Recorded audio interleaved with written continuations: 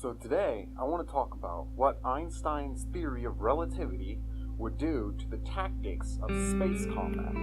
I said in another video that space combat, as it would really be in the real world, would be more like submarine combat is nowadays, where there are solo ships floating through the free void of space with millions of miles between them, going at significant fractions of the speed of light, playing a game of hide and seek, where a single emission of light at the wrong time could lead to their demise from a faster than light torpedo or some other stuff like that.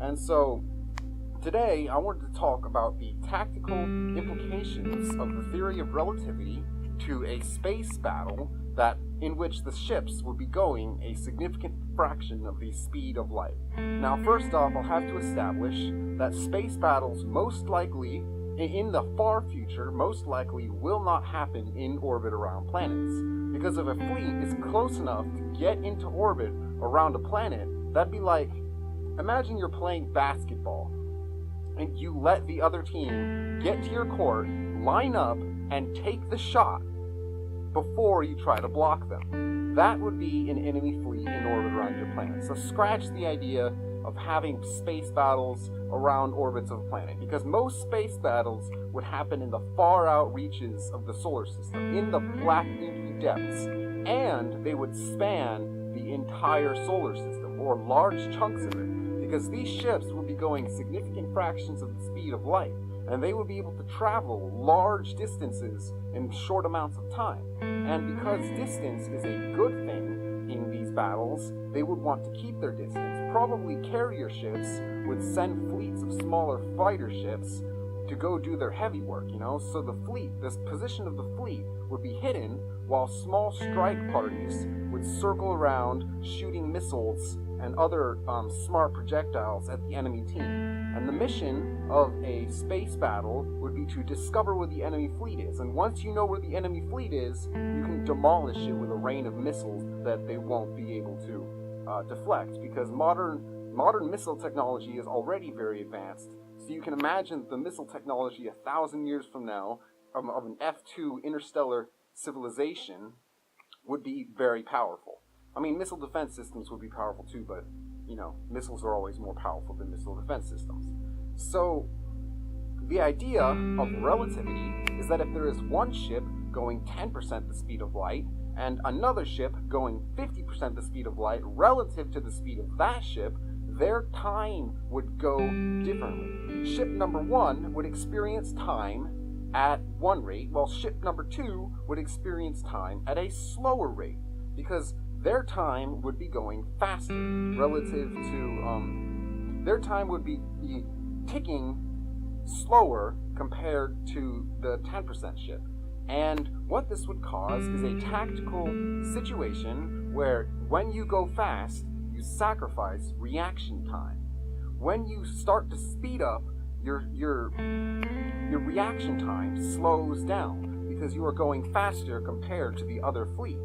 And another implication of relativity is that it will take, well, this isn't really relativity, but it's more like the implication of light traveling through a solar system at taking an hour to reach the other side of the solar system when your information about the enemy fleet comes from light.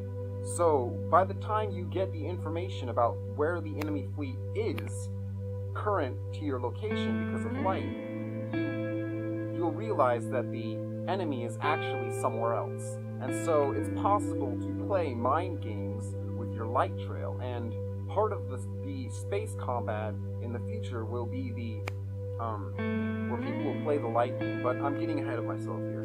First, I wanted to talk about the fact that relativity will probably be a large tactical part of space battles, because you don't want to be going too fast compared to the enemy ships. And so this would be a game of chicken.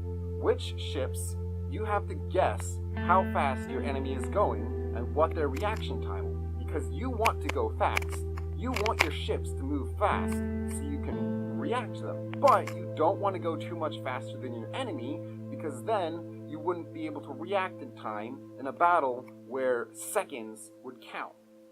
because you detect the missiles traveling at the speed of light 1 second, and then a second later, because they're traveling at such a significant fraction of the speed of light, they'd already slam into you, because these missiles would chase after their own light patterns, so that the instant you saw the missile, it would already be almost there, because it's going at, like, say, 90% the speed of light.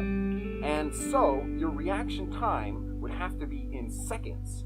But when the enemy is going at a certain speed and they shoot a missile that's 90% the speed of light, compared to them, it'll be very fast compared to you. But at the same time, if they shoot this missile faster than the speed of light, it'll just sort of, well, you'll get very close to the speed of light. You can never really.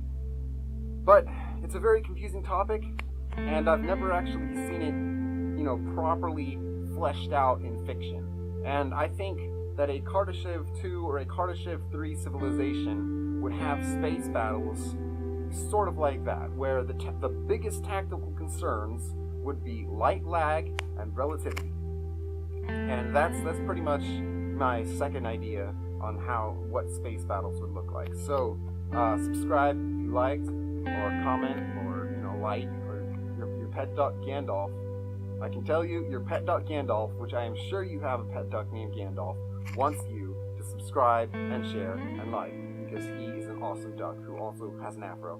So see ya.